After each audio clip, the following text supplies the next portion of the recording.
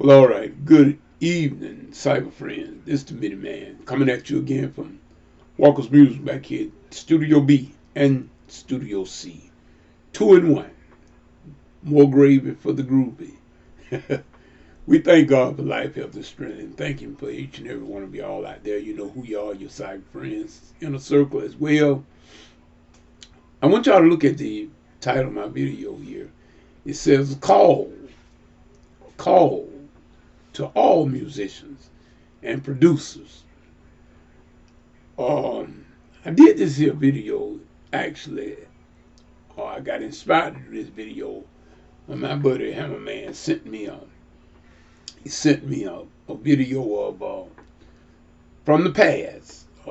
My dear sister and great gospel singer, soul singer as well, Sister Aretha Franklin, and our dear great gospel father of gospel, in other words, the king of gospel, I call him, was James Cleveland. And this video was actually a video they recorded, in other words, from the New Missionary Baptist Church Choir in Southern California, where I think James Cleveland, if I'm not mistaken, I don't know if James was the pastor there or not. I believe he was, but as we all know, that James was a great, accomplished musician himself. Y'all know that. Those of you that know anything about music at all. Brother James Cleveland was also the pianist for the great group, Gospel Caravan, back in the day. And so I got a real kick out of that. Hammerman, you were right on target, brother, when you sent me that, because that's right up my alley. And that's how come I said this here video was actually the result of me starting to watch that particular video. Because see, what I did was, and I do say it's a call to all musicians and producers. Now, everybody's not a musician. Everybody's not a producer. We know that. But I'm calling to those who are. If you fit in either one of those categories, this is my call to all of us musicians and producers. This is my call out to each and every one of us. We need to stop. And I'm guilty too. I'm guilty of sin myself, because I have also said the same thing. We always referring back to, well, music ain't like it used to be back in the day. It's not supposed to be. It's not supposed to be. Let me tell you something, people. I remember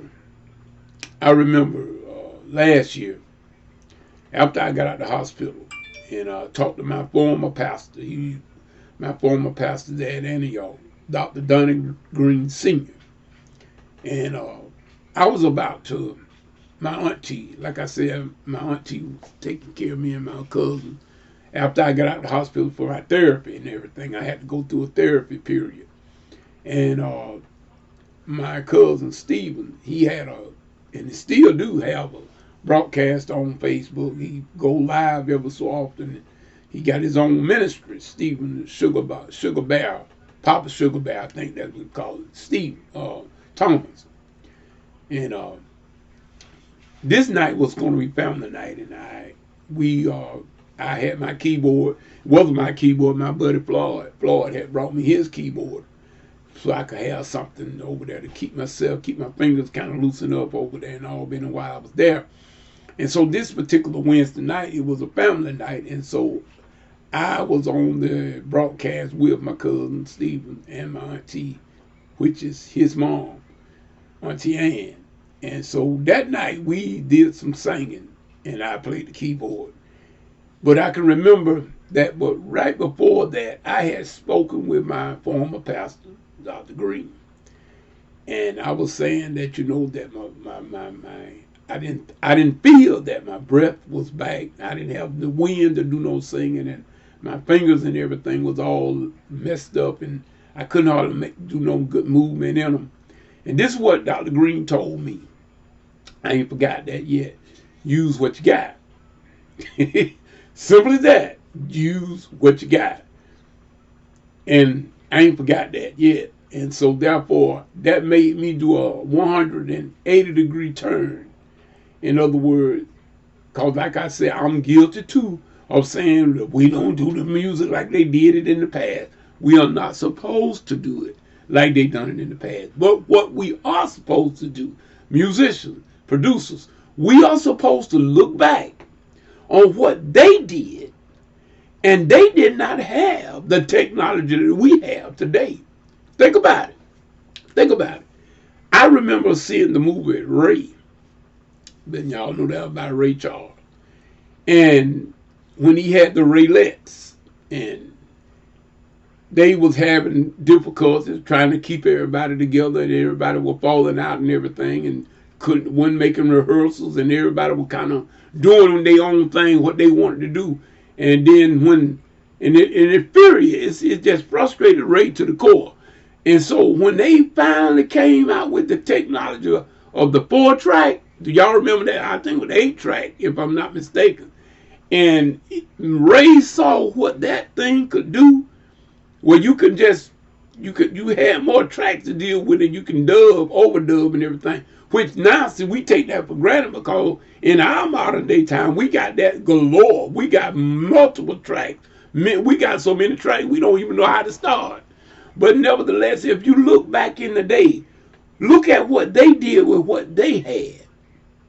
Look at Aretha. Look at James Cleveland. In this video I was just watching, what the Hammerman sent me.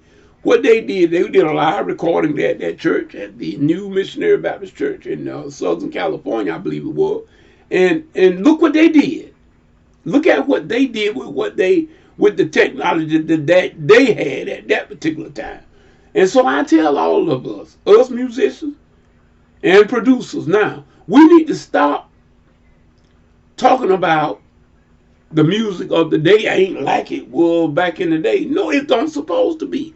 We are supposed to make it just as great as it was back in the day.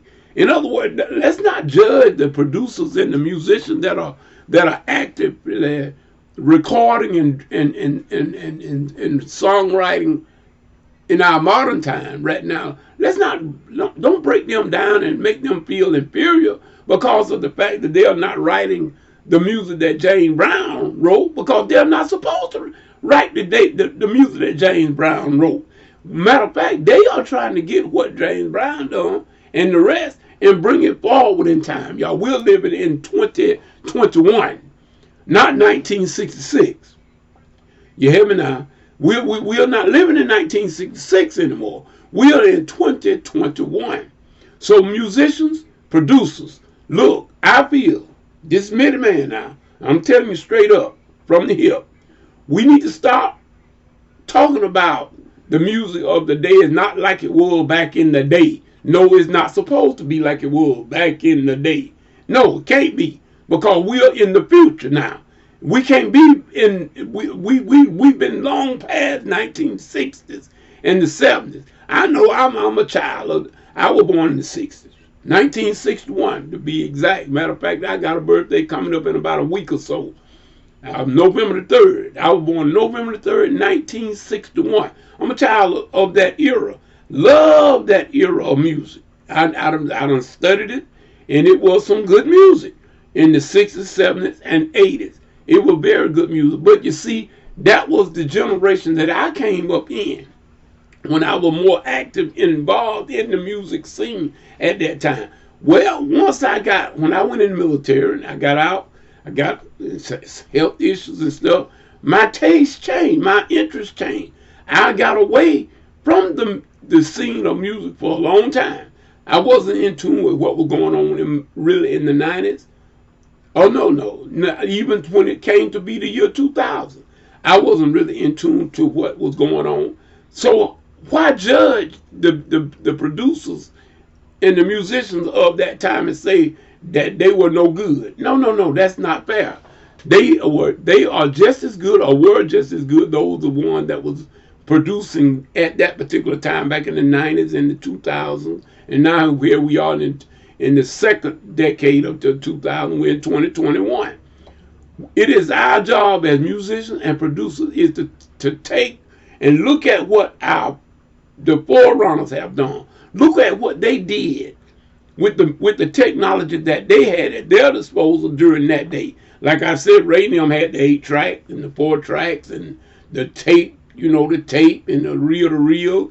They had that, and they were limited to the amount of tracks they have. Now, y'all, on my laptop right here, I can have 100 tracks on a song if I want to.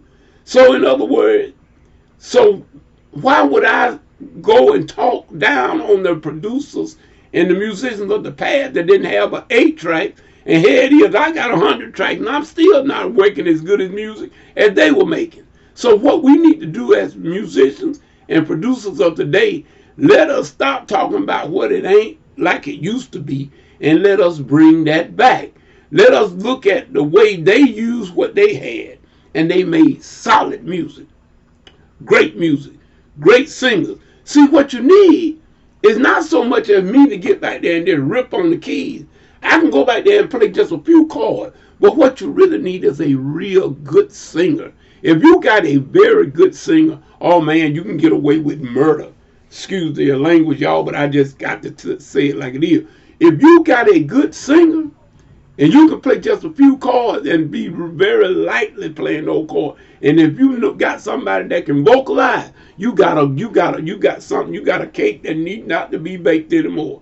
So this is what I'm saying. Musicians, producers, let us stop belly aching about what it ain't like it used to be, and let us go back and study what they did in the past. Look at what Radium did with 8 tracks, 4 tracks, tape.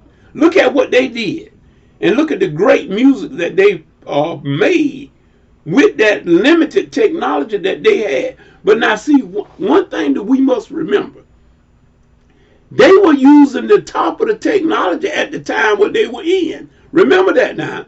That was the top of the technology, the top of the line. But see, we are trying to impress about now, if truly, like I say, if they could make all of that great music with 4 and 8 tracks and tape machine, what should we as musicians and producers be doing today with all this stuff that we got? We got so much, like I said, I believe, and I mean, hey, I'm up for criticism, y'all. I'm not, I'm just speaking what I believe is the matter. I think that we have too much technology because we got too much at our disposal that we can do until we don't get nothing done. Now I'm guilty. I'm holding up both hands. I have so much technology at my disposal until I don't really get nothing done because I'm too busy trying to make this work and make this easier, make this work, make this easier, instead of just getting down with the program, using 1 or 2 things and going to get out some and put out some good music like they did in the past. Let us pattern ourselves after the past musicians like James Cleveland, Aretha Franklin, James Brown, all those greats. And it's a lot of more. I'm not trying to just call them out. You look at all the musicians and the great gospel as well as secular. It doesn't matter. Music is music, in my opinion. I'm not getting involved in that. God made it all.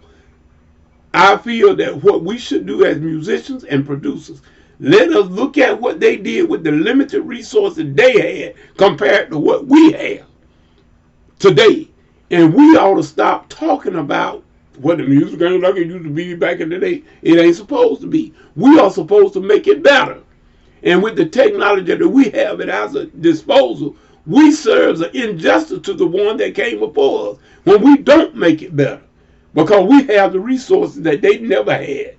We got it at this time. Musicians, producers, Many Man calling you out now. I'm calling you out. Join me, because I'm one of them too. Let us stop talking about the music of the past, how this music was so great, and what we doing now is not great. It's me and your fault if it's not great, because we ought to use what we have and use the technology we have to make our music sound just as good as the ones from the past. And if they could surely make great sounding tracks from what they had back then, we certainly ought to be able to come up to the part of what we have today.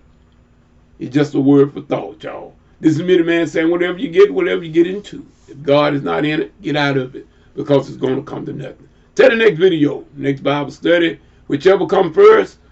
This is Many Man saying peace. Good evening.